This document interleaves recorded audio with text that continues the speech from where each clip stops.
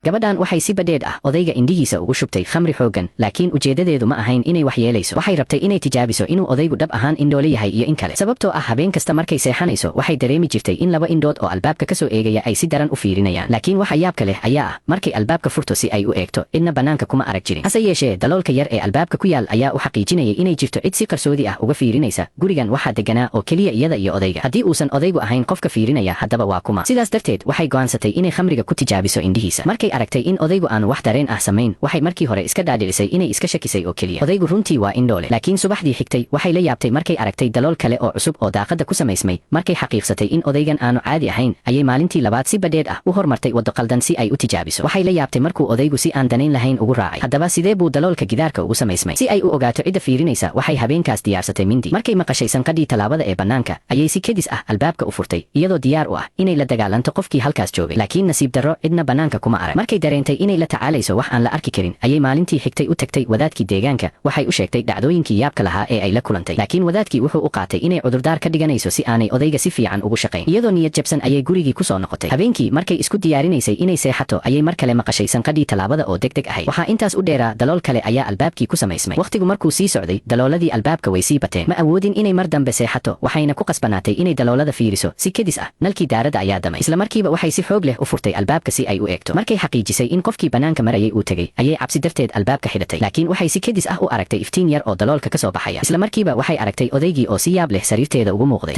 Waxaan leeyahay bog Facebook ah oo si weyn loo daawado. Haddii aad rabto in aan ku sameeyo xayeysiin oo aan kordhiyo gaarsiinta adeegaaga ama alaabtaada, fadlan igala soo xiriir. WhatsApp-ka qiimo macquul ah iyo natiijo wanaagsan. Tani waxay argagax ku noqotay. Waxay u malaysay inay riyo xun ku jirto, sidaas darteed waxay si adag indhaha isugu qabatay. Markay mar kale indhaha kala furtay, odaygii wuu ka libdhay meesha. Intaanay fahmin wixii dhacay, ayay mar kale maqashay sanqadhii talaabada ee ay garanaysay. Markan gabadhii way u adkaysan weyday. Waxay go'aansatay inay si kasta ku ogaato cidda ay tahay. Waxay qaadatay laambad saliid ah, waxayna si toos ah ugu dhaqaaqday qolkii odayga. Kadib waxay farta ka daloolisay daaqadii odayga. Waxay rabtay inay aragto inuu hurdo iyo in kale, laakiin gudaha oo mugdi ahaa awgeed waxba ma arki karin. Markii ay laambada u soo dhaweysay si ay iftiinka uga faa'iidaysato, ayaa waxaa dhacay wax argagax leh. Isla markiiba isheeda bidix ayaa la muday. Kadib odaygii ayaa albaabka si xoog leh u furay, wuxuuna si daran u fiiriyey gabadhii. Si kedis ah waxay ogaatay wax argagax leh. Indhihii odayga ayaa si kedis ah u iftiimay. Tani waxay ka dhignayd in odaygu uu dhab ahaan wax arki karayay. Iyadoo ka cadhaysan khiyaanada, ayay isla markiiba mindidii ku dhufatay qoorta odayga. Markuu odaygii si tartiib ah dhulka ugu dhacay, ayay dareentay nafis. Kadib albaabka ayay xidhatay si ay meydka u maamusho, waxayna bilowday inay dheri maraq ah kariso. Sida muuqata, odaygii wuxuu la kulmay aakhiro xun. Laakiin isla markaas waxaa si kedis ah loo garaacay albaabka. Waxaa yimid wadaadkii, kaas oo dareemay in odaygu khatar ku jiro. Wuxuu si degdeg ah u yimid si uu u soo eego odayga. Si aanay u ogaan runta, waxay si degdeg ah been ugu sheegtay in odaygu hurdo. Waxay ka codsatay inuu beri soo laabto. Laakiin wadaadkii kuma qancin, wuxuuna ku adkaystay inuu arko odayga. Gabadhii wax kale oo ay samayso ma jirin, wayna soo gelisay. Waxay qorshaynaysay inay wadaadkana disho, laakiin intaanay dhaqaaqin, waxay si kedis ah u aragtay in dalooladii albaabka ay libdeen. Isla markiiba waxaa albaabka ka soo muuqday hoos madow. Tani waxay cabsi gelisay gabadhii, sababtoo ah odaygii way dishay. Haddaba hooskan madow ee guriga yaa iska leh. Intaanay gabadhii ka soo kaban argagaxa, nalkii daarada ayaa si yaab leh u damay. Wadaadkii agteeda taagnaa isna wuu ka libdhay. Markay si buuxda u niyad jabtay, ayay mar kale maqashay sanqadhii talaabada ee ay garanaysay. Isla markiiba hoos madow ayaa gadaasheeda ka soo muuqday. Sida muuqata, gabadhii iyana aakhiradeedu ma fiicnaan doonto. Maqaaxileyda ayaa si kedis ah u aragtay nin qariib ah oo bannaanka ka eegaya. Indhihiisu waxay u muuqdeen sidii qof raba inuu cuno. Tani waxay argagax ku abuurtay. Laakiin isla markaas kombiyuutarkeeda waxaa ka soo muuqday dalab cunto oo online ah. Laakiin markay qaaday warqadii dalabka, waxay si qoto dheer u neefsatay. Sababtoo ah dalabkani wuxuu ka yimid gabadh deriskeeda ah oo mar walba rayi xun ka bixisa cuntadeeda. Gabadhan deriska ahi mar kasta oo ay cunto dalbato, waxay bixisaa rayi xun. Inkastoo ay aad uga cadhaysnayd, haddana waxba kama qaban karin. Maalin maalmaha ka mid ah, saaxiibteed ayaa talo xun siisay. Waxay ku tidhi marka xigta ee ay dalab samayso, sii cuntada hadhaaga ah. Inkastoo ay markii hore ka cago jiidaysay, haddana markii uu dalabkii caanka ahaa mar kale yimid. Markan iyadoo cadhaysan, waxay samaysay sidii saaxiibteed kula talisay. Maalintii labaad markay eegtay rayiyadii, waxay la yaabtay inay aragto in deriskeedii aan wax rayi xun ah bixin. Intaanay ka soo kaban yaabka, ayay saaxiibteed soo wacday. Waxay u sheegtay in habeenkii hore ay gabadh yar u dhimatay cunto la geeyey oo sumaysnay. Tani waxay argagax ku noqotay. Laakiin asal ahaan kuma dhicin inay ka fikirto in deriskeedu ay wax ku noqdeen. Laakiin markay gurigeeda u socotay, waxay aragtay boolis. Booliska ayaa u sheegay in deriskeedii ay dhowr maalmood ka hor dhimatay. Markay taas maqashay, waxay cabsi darteed orod ku gashay gurigeeda. Markay guriga timid, waxay ku riyootay riyo argagax leh. Waxay cabsi la booday. Laakiin isla markaas taleefankeeda waxaa ku soo dhacay dalab cunto oo cusub. Markay eegtay ciwaanka, waxay ogaatay in dalabku ahaa gurigeeda. Intaanay ka soo kaban argagaxa, nalalkii guriga ayaa si kedis ah u damay. Isla markiiba waxaa hortooda ka soo muuqday naag. Markii ay madaxa ka qaaday, waxay ogaatay inuu ahaa ninkii qariibka ahaa ee maalmo ka hor fiirinayay. Sida muuqata, deriskeedii waxaa dilay ninkan, kaas qofkaas oo maalmahan oo dhan gurigeeda deganaa oo taleefankeeda isticmaalayay si uu cunto u dalbado. Waqtigan way goor dambe ahayd inay baxsato. Gabadh ayaa habeen shaqo ahayd markay si kedis ah u aragtay macmiil yaab leh oo dukaanka soo galay. Tani waxay isla markiiba dareensiisay in wax khaldan yihiin. Waxaase ka sii yaab badnaa, macmiilkan wuxuu iibsaday 1 ukun oo keliya, wuxuuna si jees ah uga codsaday inay u celiso lacagta haraaga ah. Iyadoo eegaysa macmiilka oo afduubnaa, waxay aragtay indhihiisa madow. Gabadhii waxay isla markiiba ogaatay inuu yahay qof xun, sidaas darteed waxay si qarsoodi ah u riixday batoonka digniinta ee dukaanka. Nasiib darro, falkeeda waxa arkay ninkii. Isla markiiba ninkii ayaa gacanteeda ku xoqay 3 xariiqo. Gabadhii waxay isla markiiba miir doorsoontay. Nasiib wanaag, booliskii ayaa si degdeg ah u yimid. Laakiin boolisku markuu baadhay dukaanka, ma helin ninkii yaabka lahaa ee ay gabadhu sheegtay. Kadib milkiilihii dukaanka ayaa yimid si uu u weydiiyo xaaladda. Gabadhii ayaa isla markiiba shaqada ka tagtay, iyadoo sheegtay inaanay mar dambe shaqayn karin. Milkiilihii si uu u sii hayo, wuxuu u soo bandhigay mushahar 5 laab ka badan kii caadiga ahaa. Iyadoo wajahaysa lacagta badan, gabadhii waxay ku qasbanaatay inay aqbasho inay 1 bil oo kale shaqayso. Laakiin markan waxay noqotay wan la gowracayo. Maalin maalmaha ka mid ah, gabadhii ayaa dukaanka ku habaynaysay alaabta. Milkiilihii ayaa u keenay sanduuq alwaax ah, wuxuuna u sheegay in qof iman doono oo qaadan doono. Wuxuu sidoo kale ka codsaday inaanay marnaba sanduuqa taaban. Markii hore gabadhu dan kama gelin arrintan, iyadoo u malaynaysay inuu yahay hawl fudud. Laakiin markii saacadu gaadhay 1-2 habeenimo, nin buuran ayaa si kedis ah u soo galay dukaanka isagoo rabay inuu wax dhaco. Wuxuu ka codsaday inay siiso cuntooyinka dhacay. Markay gabadhii diiday, ninkii buurnaa wuxuu arkay sanduuqii milkiilaha. Isagoo eegaya dhiigga ka soo daadanaya sanduuqa, wuxuu isla markiiba ogaaday in sanduuqa uu ku jiro hilib. Si uu u xaqiijiyo mala awaalkiisa, ninkii buurnaa wuxuu isla markiiba sanduuqii ku jebiyey dhulka. Laakiin wuxuu la yaabay markuu arkay inuu madax ka soo dhacay. Tani waxay naxdin ku noqotay ninkii buurnaa. Laakiin intaanay labadoodu ka soo kaban argagaxa, milkiilihii dukaanka ayaa si kedis ah u soo muuqday, wuxuuna mindi ku dilay ninkii buurnaa. Gabadhii oo aragtay tan ayaa isla markiiba isku dayday inay baxsato. Laakiin albaabka weyn waxaa xidhay milkiilihii. Gabadhii waxay ku qasbanaatay inay nolosheeda ka baryooto. Laakiin milkiilihii wuxuu ku yidhi, waa inaad isku eedaysaa quruxdaada. Sida muuqata, milkiiluhu wuxuu u furay dukaankan si uu u helo wajiyo qurxoon oo uu qaato. Isla markiiba gabadhii waxay isku dayday inay baxsato, laakiin milkiilihii ayaa qabtay. Markay is aragtay inay dhimanayso, waxay si degdeg ah u soo saartay qalabkii korontada ee ay haysatay. Waxay ku dhufatay milkiilihii, kadibna waxay si degdeg ah ugu dhuumatay qaboojiyaha. Laakiin milkiilihii dukaanka waxba kuma noqon. Waxaan kaliya ka amaahanayaa wajigaaga, ayuu yidhi. Anigaa iska qaadan doona. Isla markiiba heerkulka qaboojiyaha ayaa si degdeg ah hoos ugu dhacay. Si dhaqso ah, gabadhii way miir doorsoontay. Markay u malaynaysay inay dhimanayso, albaabka qaboojiyaha ayaa si tartiib ah u furmay. Isla markiiba gabadhii waxay aragtay muuqaal argagax leh. Sida muuqata, milkiiluhu wuxuu ahaa dilaa qariib ah. Wuxuu soo ururiyey indho kala duwan oo qurxoon, wuxuuna ku rakibay wajigiisa. Gabadha miskiinta ahna waxay noqon doontaa mid ka mid ah kuwa uu ku darayo ururintiisa. Halkaas ayuu filimku ku dhammaanayaa.